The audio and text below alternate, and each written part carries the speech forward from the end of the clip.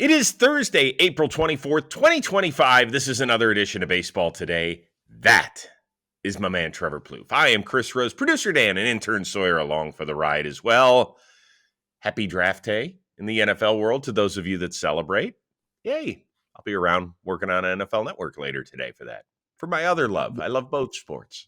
You love all sports and even robotic sports. We were just talking about that. I watched Draft Day, the movie, I don't know, like 3 days ago. Yes. That's a pretty hilarious movie.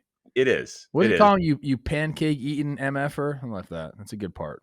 Yeah, it's good. It's good. Costner does a good job. It's one day. It follows a supposed GM around. It's Arian Foster's in it. Yes. Good point. Yeah. Let's see. A few tips of the cap. First of all, personal one to my oldest brother, Bob. Shout out, Bob. Birthday. Go celebrate. Enjoy the day with your lovely bride, Allison. Nice. The other one to you, my friend. For people that follow this show on a daily basis, a couple days ago, we were talking about the restaurant chain Applebee's. And Plouffe was like, yeah, I don't think I've been there since 2007. I don't think I've seen enough of those in the minor leagues. Well, lo and behold, who slid into your DM? That's right. Applebee's saying, hey, Trevor, we recently heard your shout out on the most recent episode of Baseball Today and would love to send you a digital gift card and get you back in the restaurant. Please share the best email address so that we can send you a sweet treat and have you eating good in the neighborhood in no time. That is the DM. All the emojis, baseball, a chicken leg, and a soda. Do they even sell a chicken leg at Applebee's? I'm not sure. So this is what I did, Chris. I'm a man of the people.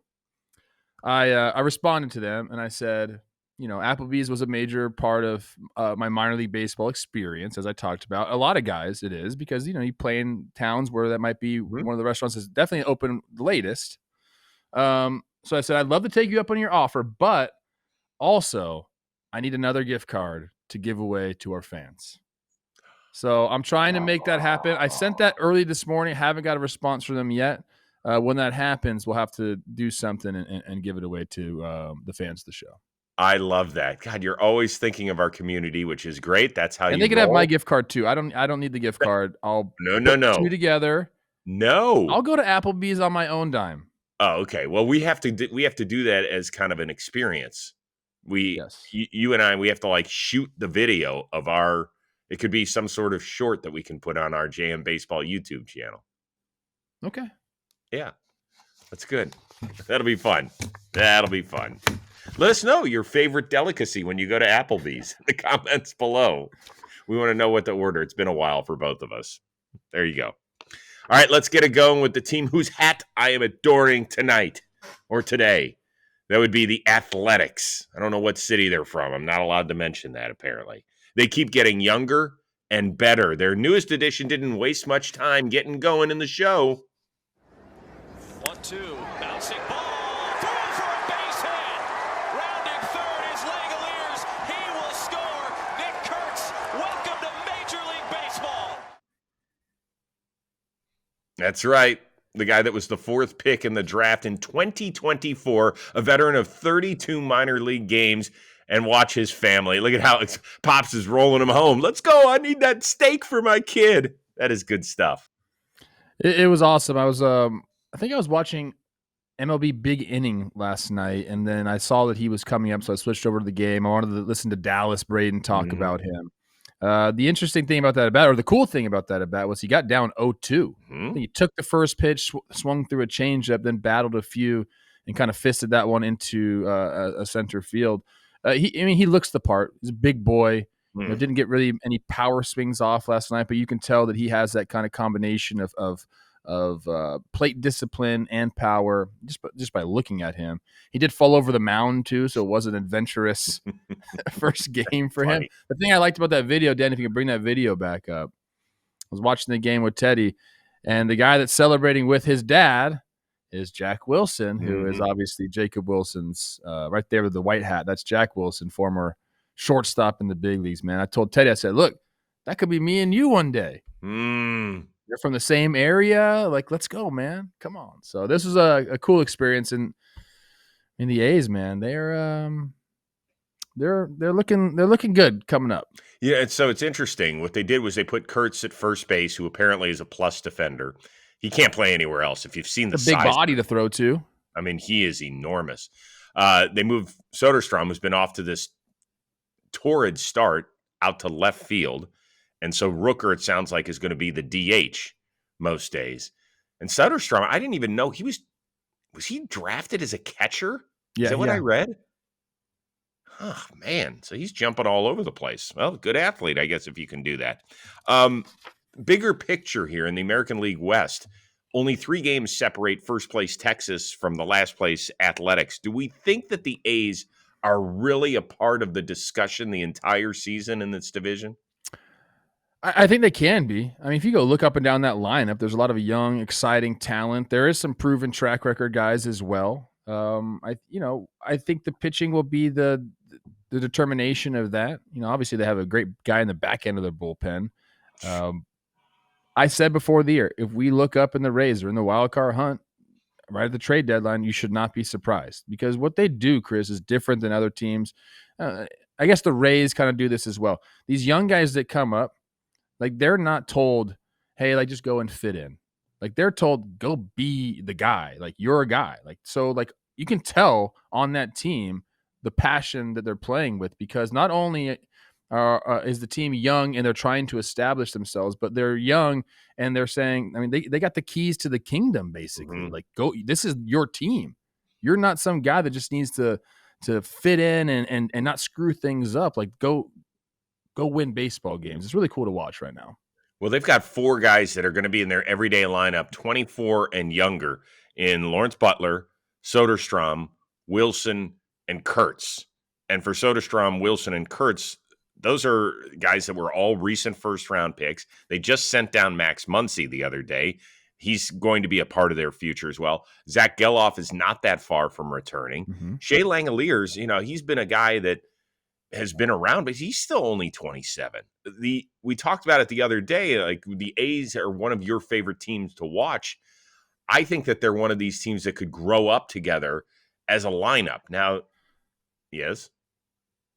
They do this all the time. It's kind of a cycle. If you've watched A's baseball over the last, 20 years, they get a beautiful core together. They win some baseball games. And then I don't want to say what happens next. I hope it doesn't. You don't think that? I don't think that's going to happen. I think they're trying to finally build something because of they see the light at the end of the rainbow here, right? And it disgusts me to even talk about it. Neon lights? Yeah. Yeah, 2:30 a.m. stripper lights. Whoa. What do you know about those? What? Come on, in Vegas, I mean, I'm usually tucked in by about 10:30 at night. But I hear what goes on in that city at other times. Okay. I do feel like sick to my stomach talking positively about the organization. First of all, the owner's off his rocker, and they keep, like, promoting him to bigger things in Major League Baseball. And number 2, every time I'm sad for the fans of Oakland. I am. I legitimately, like, feel pain for them. But we have to be able to discuss them regardless of the way that I feel and other people feel, because they are going to be a legitimate story here, I think.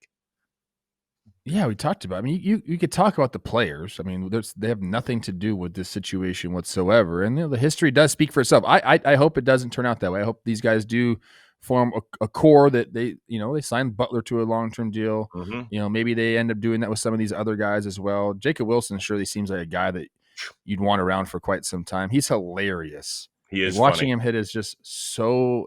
I don't even know how to explain. You just don't see guys like that very often. I think that's why we're infatuated with guys like Luis Ariz and him. Like, they're just so different from the norm of hitters in today's baseball game. Well, he did finally achieve something last night. I know.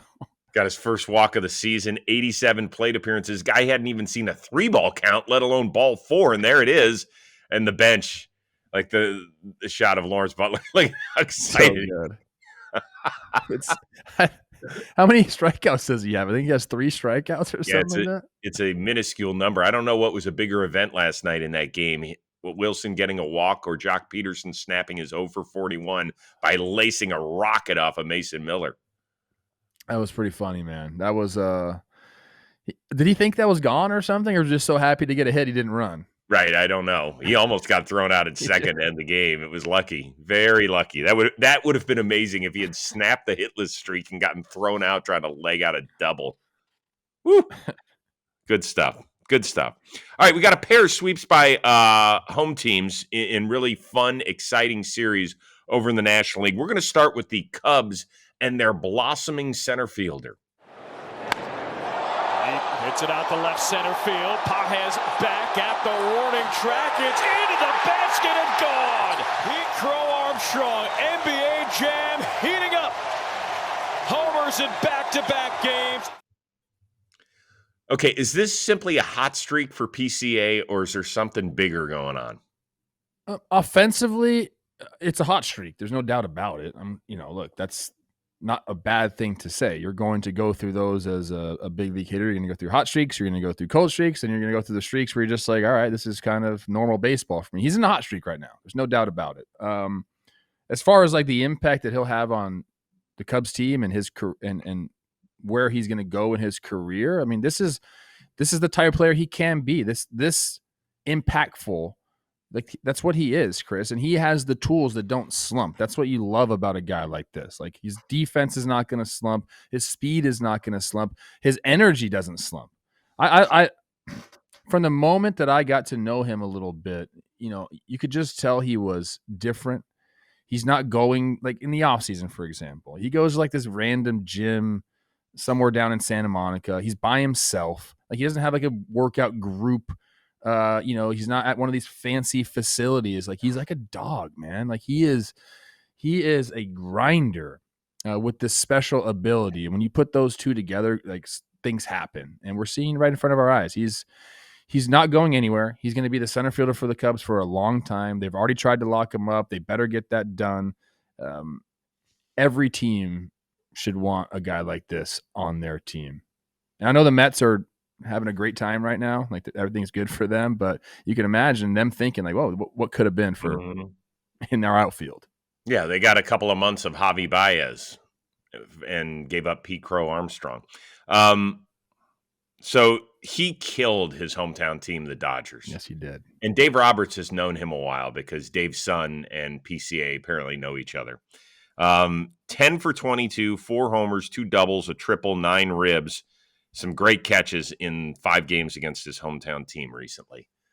No wonder he reportedly turned down an extension that would have maxed out at $75 million. I think he's got his eyes on a Jackson Merrill type deal. That's what I think. And if he puts together a full, solid season, it might not be as good as Merrill offensively, but as good as Merrill was defensively when he moved from shortstop to a position he had never played at any level. And as well as he runs the bases for a guy his size, he's not Pete Crow-Armstrong in those areas. So I don't think PCA has to get to the offensive numbers that Merrill's at because of the plus defender and base runner that he is. Did Jackson Merrill win the Gold Glove last year? Let me check here. I was just trying to look it up because that's going to be an interesting topic over the next couple of years is who's running center field. So Merrill made the All-Star team, finished 9th in MVP, runner-up to Skeens in Rookie of the Year, and won a Silver Slugger. I mean, that kid is a great ball player. He was off to a smoking start. Who won the Gold Glove in center field? Was it Brenton Doyle? Did he end up winning it? That could be it. Yeah, I'm not sure. But I think the point is even last night, Miggy Rowe hit a shot that it looked like there was no way he was even going to get close to it. It ended up being a base hit, but barely. PCA almost got him. PCA is a throwback player that is like a new age player, if that makes any sense. I kind of talked about this a little bit a couple days ago where we got lost in this analytical brigade of slug, and all we wanted to do was score runs. We see that in all sports now. How can we're trying to shoot more 3-pointers, take more shots downfield in football. We're trying to hit for extra base hits in baseball. But I think the smart teams have realized we need speed and defense because we got a bunch of these other teams are going with clunkers out there. We can go run prevention as well. Mm-hmm. And when you can run the bases like that, what's the difference between that and slug? There's nothing. So the smart teams are balancing their rosters again, which is like, okay, that makes a lot of sense if you think about it. PCA is a perfect example of that. Your doppelganger, Kevin Kiermaier, who just retired after winning a ring with the Dodgers last season. You know, I said that if PCA continues to swing it, he's going to be a plus Kiermaier. He probably is even going to be better than that, although Kiermaier was one of the nastiest defenders that we have seen in recent times. 4-time Gold Glover, never had an OPS higher than 788 in a single season, didn't hit more than 15 homers. I think PCA's got that in him to probably get to the 20 range. I put Kiermaier so high in my center field defensive rankings. He's a different man. Yeah. He was, you know, there was elite defenders and then there was Kevin Kiermaier. Yeah, he was good. He was good. All right, so quick 2-game set. The Cubs sweep that. That was awesome to see for them. Great atmosphere. Hopefully we get that again in October. We'll see. Dodgers, before the game, announced that Blake Snell has been shut down. He was throwing the other day, had a little shoulder inflammation. They're going to check him out further back here in Los Angeles. How big a deal is this? It's a big deal, but I think it's kind of expected as well. Like, this is the Dodgers plan. And we talked about before the season. Well, hey, they got so much pitching. When's Kershaw even going to get a chance to pitch? And now we see like they need him right now. Like, hurry up and get back. You know, whether he was hurt or last year didn't get off to a good start because he missed spring training, they need him for the second half. So yeah, it's a big deal. You want everyone healthy, but I think again, they're just thinking, depending on what, you know, the picturing says, we don't really know yet, but if this is a minor thing, he's going to be out for, you know, 3 weeks, goes on a minor league rehab stint. I don't think it matters that much to them, but their depth is already being tested. They had a bunch of guys out. But again, I think that's like part of their plan. They know that this is going to happen. That's why they signed so many guys. That's why they keep their minor league depth. Because they know they're going to have to be called upon during the year. It's just how they've decided to operate with their pitching. Hope for the best, but they understand there's going to be some injuries. So, again, do you want him to be healthy? Yes. Do I think that's a cause for like an alarm on the Dodger season? No, it's not. I didn't necessarily have in the first month of the season that they'd be throwing a bullpen game just 2 days after having an off day. I could understand it if you're in the middle of a 10-game stretch in 10 days, but they just had an off day on Monday, and they still used a bullpen game to get through Wednesday's game. I'm not going to say it's alarming at all because it's not. I mean, we've talked about this. They're using the entire season to figure out who's healthiest and who's best equipped to help them be on the 26-man roster. It's an audition. It's a 6-month audition for all of these guys. And, you know, you don't pay Blake Snell $180+ million in order to audition, but they just want to get him healthy. And you're right. As long as the imaging's fine, who cares? Like, if he's not ready for 2 months, so be it. Because guess who's coming back next week? Tony Gonsolin. We'll have a guy who's thrown in the All-Star game before. Come on out, and it's your turn now. I want to see him back so bad. I like watching him pitch. The Catman. Think about Blake Snell last year's first half to a second half. Like, he's a second half guy, guys. Oh, it was horrible. Yeah, that first half was not good for him, and the second half was incredible. Today's episode of Baseball Today, it is sponsored by DirecTV. With DirecTV, you can watch your MLB games completely satellite free. Yeah, you heard me right. No satellite required to enjoy the game you love. That's the way I consume it. I sit there and I look at my Octo box. If there's not one particular game I want to watch to, I just shift through. I'll put the audio on one of the games, and then if there's something really interesting, boom, I hit the button, I hit enter, and it takes me right there. It is perfect for those of you that love this game, because baseball isn't just a sport, it is a passion, and DirecTV is your #1 home for baseball. Are you ready to transform your baseball watching experience? Head on over to directv.com/JohnBoy or scan the QR code on the screen to learn a little bit more. Believe me, it is the best way to watch baseball. All right. Mets fans don't care how they've been watching it. Just that they have been watching it because it has been something special. They just wrapped up a perfect homestand with a sweep of the Phillies. And Marte dumps one into center field. Base hit. Here comes Alonso. Stevenson's thrown to the plate. Too late, and the Mets have won it. 7 straight for New York. Marte, the hero. Yeah, I mean, we just got to win. I mean, it takes care of everything, right? I mean, it takes care of mindset. It takes care of, what you're feeling or anything else like that. It doesn't matter if one guy's struggling or not. You come to win, and winning takes care of it all. So, as a team, we have to be better. That, of course, the sounds of Bryce Harper after the game, where the offense just couldn't get going all series and get that big hit. So now the Phillies find themselves 5 games behind the Mets in the NL East. How much better is New York than Philadelphia? I feel like every time I talk about the Mets, I just get crushed in the comments. Well, hold on. I do. But why? I mean, we're saying nice things about them. So what do you care? I don't always say nice things about them, or I just try to. I don't. This is how I approach this, Chris. I just say what I'm thinking. I don't try to do like hot takes or anything like that. Okay? Right. Okay. So to answer your question, I don't think the Mets are that much better than the Phillies. Mm-hmm. Like, yes, they just swept them. We talked about the Phillies going into Citi Field and how bad that's been for them. 2 of these games were 1-run games.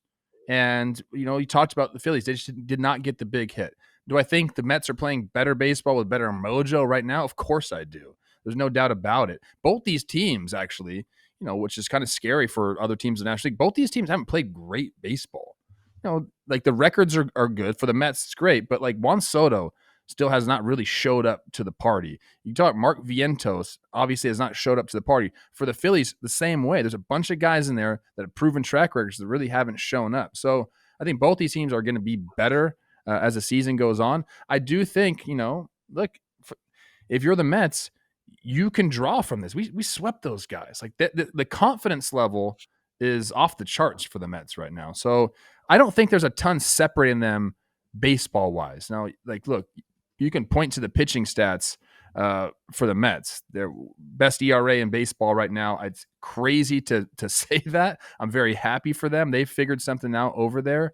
Offensively, again, they really haven't even gotten going yet. So I don't think there's that much. If I'm really being honest, there's not much separating these two teams. I would love to see this happen in the playoffs. Like, great series. Citi Field was rocking. I can't believe they didn't pan to Jolly Olive after that walk-off. He posted the video. He was in the building.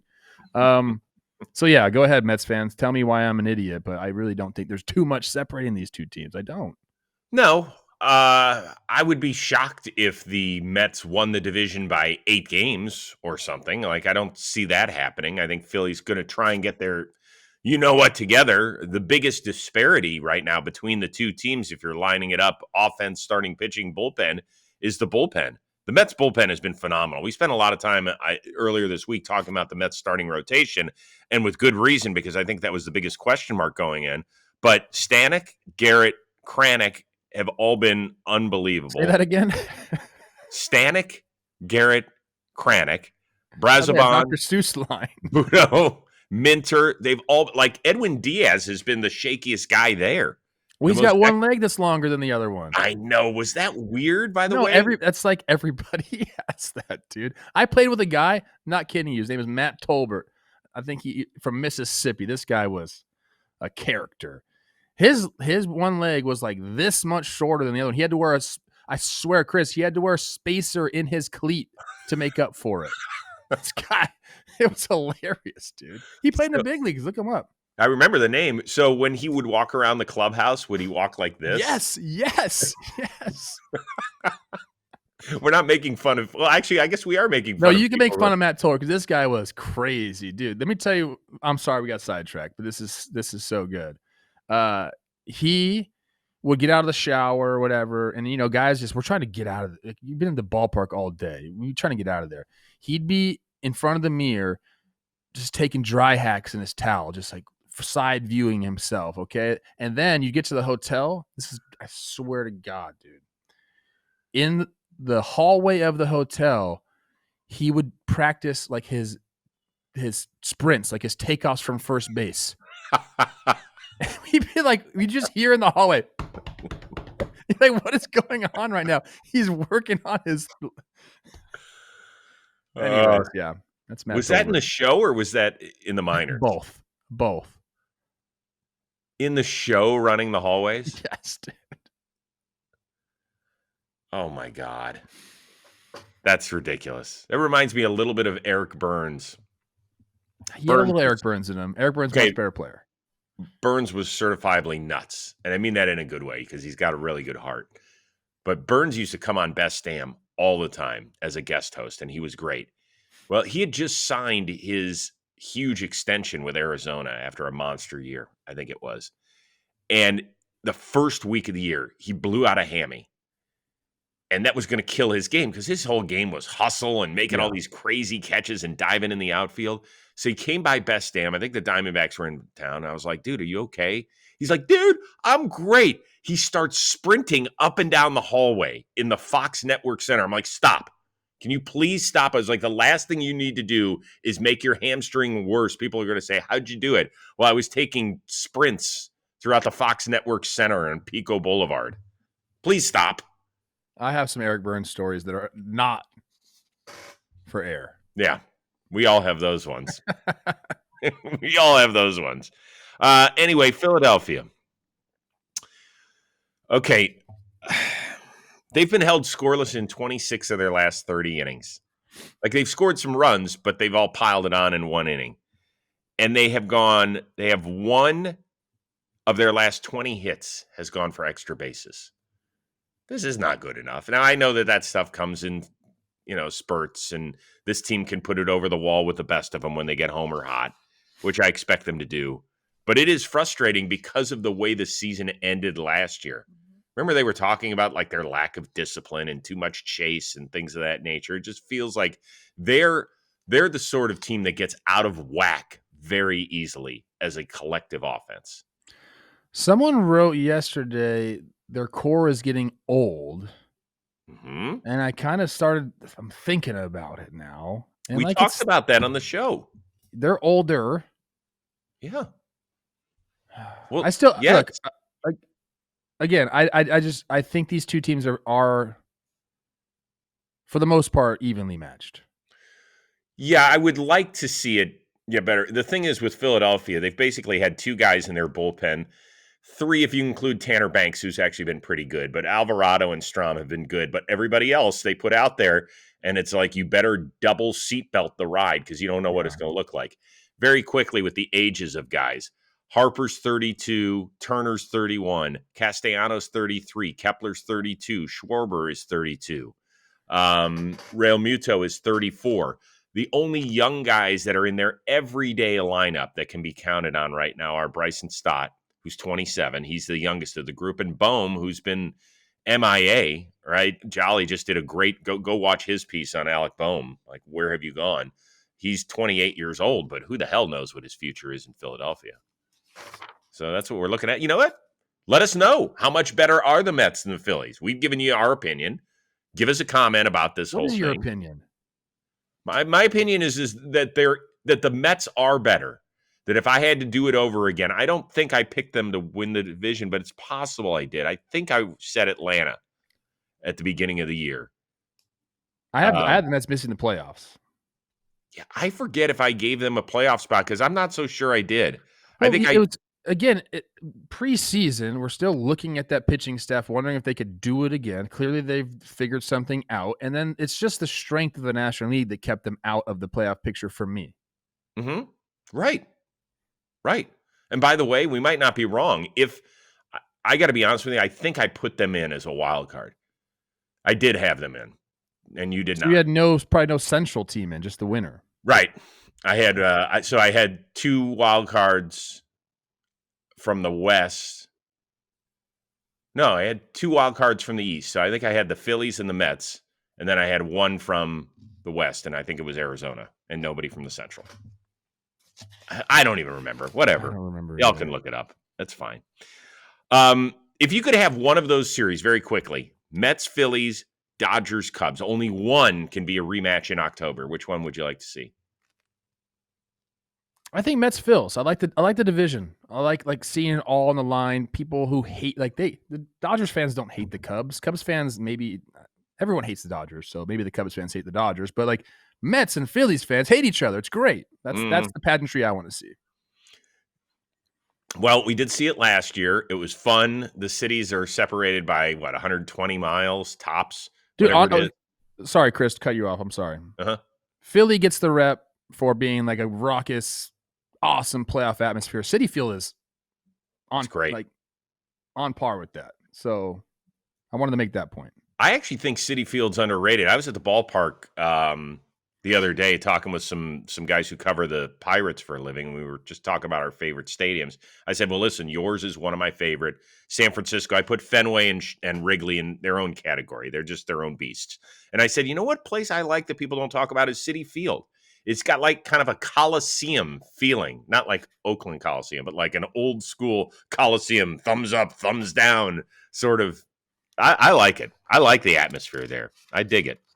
I'm okay with it. All right.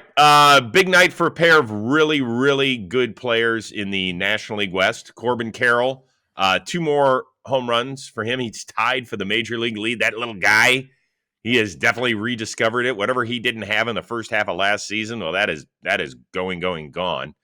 Logan Webb, another good night for him. Worked into the 7th, pitched shutout ball. Giants took care of the Brewers.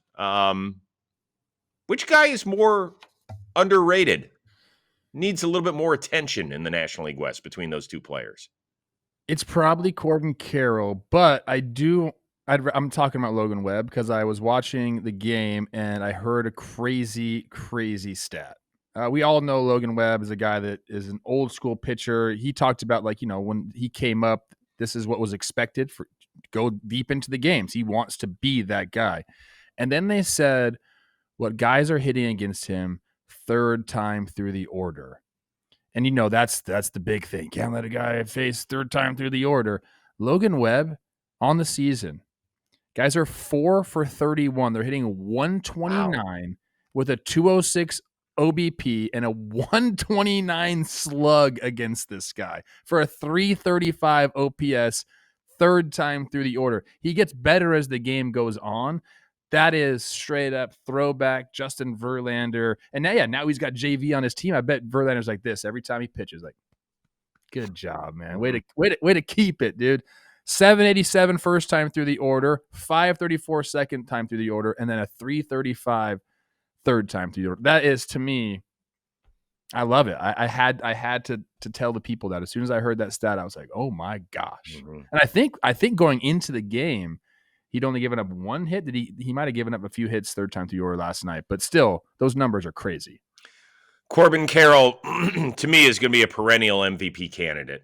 He just is. Everything he does, he can run, he can play defense. He's got massive pop for a guy his size. Have you stood next to him yet? Yeah. He ain't big. He's not small though either. He's like I would say it's like Aaron Donald. You ever send him to Aaron Donald? Aaron Donald's not huge. He's wide, huge. Corbin Carroll, I'm not saying they're like the same size, but his shoulders are massive. Aaron Donald weighed 285 pounds. I'm not comparing them like together. I'm just saying the way Aaron Donald's not a super tall guy. No, he's not. He's freaking can't fit through a door. Right. Corbin Carroll, the first time I met him, it's the first thing I thought was like, this guy's back is huge. Mm-hmm. Yeah, he's okay. I get that. Yeah. But I expect him to be. I thought last year's first half was an anomaly because I just think he's that good of a baseball player. He was hurt, right? I guess he just also wasn't productive. Logan Webb is one of my favorites, not just because I've gotten to know him through the Rose rotation. I love dudes who want to pitch. He's never looking in the dugout to see when he's getting taken out because he knows he's expected to pitch into the 7th inning. If he doesn't pitch into the 7th inning, I think he feels like that was a wasted 5 days for me. What did I do here? He did finish runner-up for the Cy Young a few years ago. I think something that's going to make people pay more attention to him is he's having the best strikeout season of his career. I think he's 3rd right now in the National League in strikeouts, and that's never been a big thing for him because he gets so many ground balls. Now, do they find holes? Yes. I mean, he's among the league leader in hits allowed virtually every season that he pitches. But less than 9 Ks per 9 for his career. This year, that number is up significantly. And hopefully people pay attention to him. We'll see. I told you the other day when I saw him, I caught him on the day he was pitching in Anaheim. Some guys, most guys, do not come out and talk to you. He came out and hung out with us for 15, 20 minutes. He had changed into his T-shirt and shorts, no shoes. He came out because he likes to walk the outfield with one of their coaches and ground himself. He said, I spent time at the beach this morning, just got myself ready. And he goes, I love to be grounded. It was fascinating to see how different guys get ready for their game. I'm a fan of grounding. I think it's good. I agree. It's very Gabe Kapler-ish. Yeah, the only thing is, do you have to do a full shower then after you walk the warning track without shoes on? Because that stuff can really kind of stain your feet. I bet he does the walk, goes back in, does whatever, shoulder stuff or arm stuff he has to do, probably gets in a hot tub, and then goes and takes a shower and puts his uniform on. Ain't nothing better than a pregame hot tub, Chris. Let me tell you that right now. Get the body all nice and warm and loose. Yeah, but do you scrub the bottom of your feet, or do you just let whatever water takes it off? Wouldn't you have to scrub at them? I mean, yeah. You don't scrub your feet when you take a shower? Not every day, because I don't grind my feet into dirt. You don't wash your feet? I mean, I do, but I don't sit there. First of all, at my age, if I lift a foot off the ground, it's 50-50. I'm falling on my ass in the shower. So I got to be careful here. Although we do have a great seat in the shower. Oh, wow. Breaking news. Oh, my gosh. What? I just got an email from Applebee's. No, you didn't. Popped up on my screen. We gotta read it, right? Here we go. Okay. Hi, Trevor. I hope you're doing well. We heard your shout out. We'd love to have you back at the restaurant to relive some of those classic moments and check out our new menu favorites. Additionally, we'd be excited to gift one of your listeners a digital gift card to use for their next visit at the local Applebee's. Please see digital gift card information below. That is wonderful. We got $200 gift cards. We're going to, you know what? Hold on. Let's think about this. We will announce what we're going to do on Friday's show. We're giving away 2 of them. I'll go to Applebee's on my own dime. Let's give our listeners these. And yeah, man, go watch a ball game and enjoy a meal with your family at Applebee's. That's awesome. Good you know what? This is called good business, Applebee's. It is. $200 to get shout out on this show? Hell yeah. That's great. I love it. This is one of my favorite shows we've done. All right, let's move on. Just quickly, I don't even know what we're going to say about this next thing, but I just wanted to show a pair of titanic shots by 2 young, promising left-handers. It's not everyone's James. Fly ball to deep right field. Oh, he pulled it. Doubter. James Wood. Give him a bobblehead night every single night the rest of the season. Oh, that is hammered to center field. Clear the deck. Look at this cruise missile. Holy smokes. Was that ball hammered? Let's start with that one. That one went 463 feet, and it's not even hot yet. If that's July, that thing goes 485 probably. I was watching that live. First thing, Kahanowitz, I know his numbers aren't good. He pitched well last night. He's got good stuff. So Angels fans, bear with him. He just got to spot the ball better. When that ball came off his bat, I was like, oh my goodness. And I was like, where is this thing going to freaking land? You don't see many balls land up on that hitter's eye. Nope. Up there. Yep. He's special. And it was perfect. I think it was 116 off the bat. My favorite launch angle is 27 degrees. It was 28 degrees. It's about as flush as you can hit a baseball, Chris. He's played very well. He's played very well so far. He's got to get better defensively for me to take him seriously out there. But when he's hot offensively, there are a few guys that you would rather watch because that can happen. James Wood, yeah, everybody's like, oh, he pulled it. He pulled one. He did. He got a hold of it. That kid's going to be special, man. I didn't see that one, so that was the first time I saw the video. That's exactly what I thought. Oh, he pulled it. Mm-hmm. He's got a crazy oppo pop, but that one, and it was his bobblehead night. That's amazing. You know what we're going to do? We've got a question when the Nats play the Padres, and it's going to be who got the better end of the Juan Soto deal, because it's not as easy as you think it is. There's a lot of moving parts going on. to it. The Nats got a lot. And so did the Padres, based on the guys they originally traded for Soto and then moved around and stuff like there's a lot of moving parts. It's interesting. Let's not do it right now. I just want to. So they got Cease, King, a million people. Yeah. Yeah. There's a lot going on there. All right. Last thing. We got to talk about what happened in Anaheim last night. Ball ripped down the line by d'Arnaud. It was the Angels' first hit. It came in the fifth. So Tommy Pham goes in the corner to field it. He cuts it off, stops, looks at a fan, and throws it in. And we were like, what the heck happened? Well, you can see this fan. What are you doing? Reached out and touched Tommy Pham. Not a great idea. So Pham goes back to his position, looks at the fan, and says, hey, you were a little bit of a jerk off. And then later on kind of said, hey, you want to come here? You want to come talk to me over here? Come on. Yeah, you. You want to?